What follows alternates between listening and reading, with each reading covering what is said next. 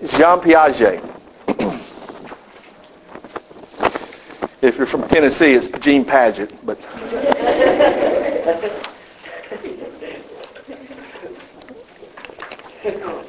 Jean Piaget. He's a Swiss psychologist again. Now, Piaget was known mainly for cognitive development. That is how we learn. Is anyone here going to be a teacher, elementary school teacher especially? Anybody? Maybe?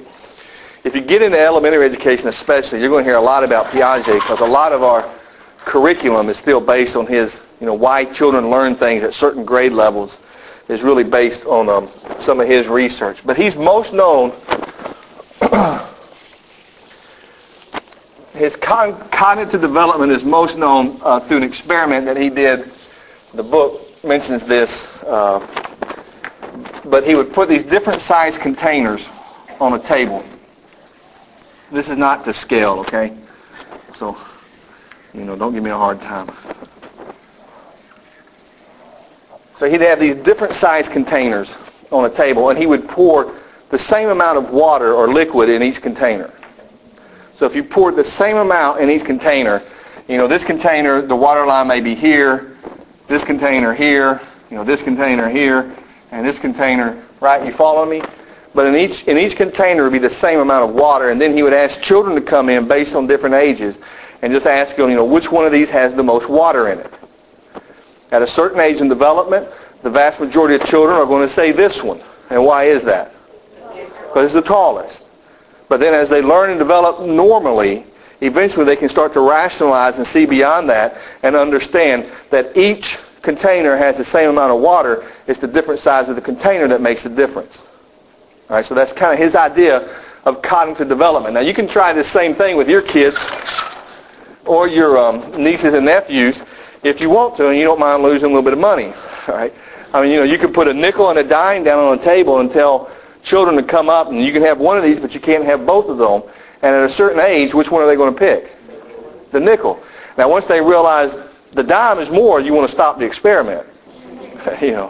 But for a while, they'll pick the nickel because the nickel's bigger, right? You could put a $20 bill down and then 5 $1 bills and tell them the same thing. You can have one of these stacked, but you can't have both. And at a certain age, they're going to pick the 5 1s over the 20 because that's more. All right? But once they start to rationalize a little bit more, they can understand this 1 20, 20 is more than 1.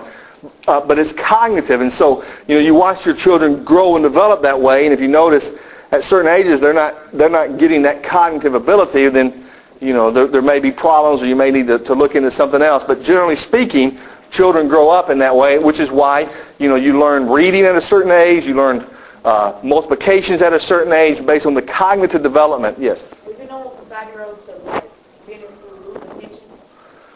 Well, it depends. It's. If they're in the class on work, and then they all of a sudden stop doing work and start coloring and stuff, they're normal. Yeah, that's normal for a 20-year-old. Different people have different attention spans. All right. The problem is in our day and time, if we try to medicate people to be the same without realizing that there's a big difference between them. But anyway, so Piaget had 4 stages of development, kind of based on this cognitive.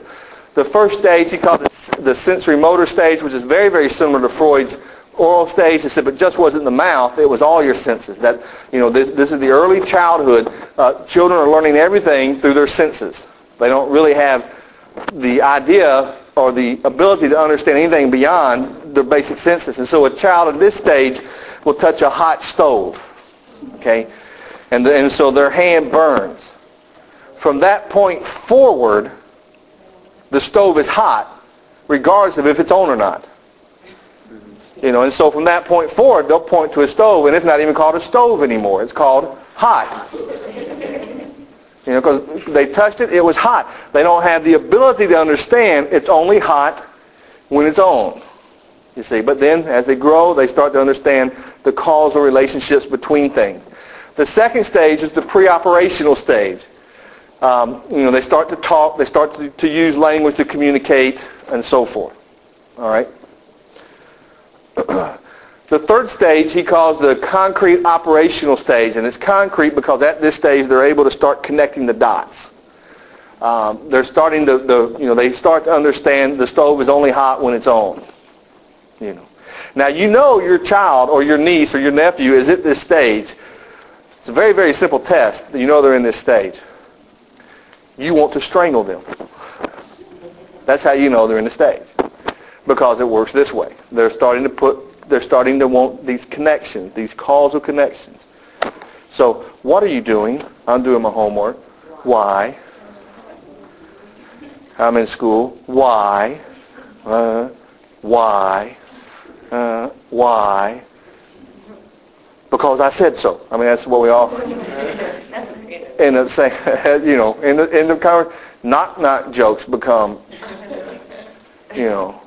famous at this stage, and they just tell you, and they think they're the funniest things in all the world, and you're thinking, shut up, kind of. Right? So they're starting to put the causal connections, things they didn't realize before, together. Stoves are hot, or this is why this happens, and so it's the causal connection. And the final stage is the formal operational stage, where now they can think abstractly and critically. You ask a 5-year-old what they want to do for a living, they're going to give you what do you want to do when you grow up? They're going to give you very concrete answers. I want to be a policeman. I want to be a nurse. I want to be a fireman. Those are concrete. They get a little bit older, you start to ask them, what do you want to do for a living? They're thinking abstract and critically, so they say, well, I don't know. I just want to help people. You see how one is concrete, the other one is more abstract. I want to help people, or I want to make a lot of money, or, and so it's that idea. It's more abstract thinking. You ask a child, or a child may come in at one age and say, today's my birthday. That's concrete. It's my birthday. And you say, oh yeah, it's also Monday. And they say, no, it's not. It's my birthday.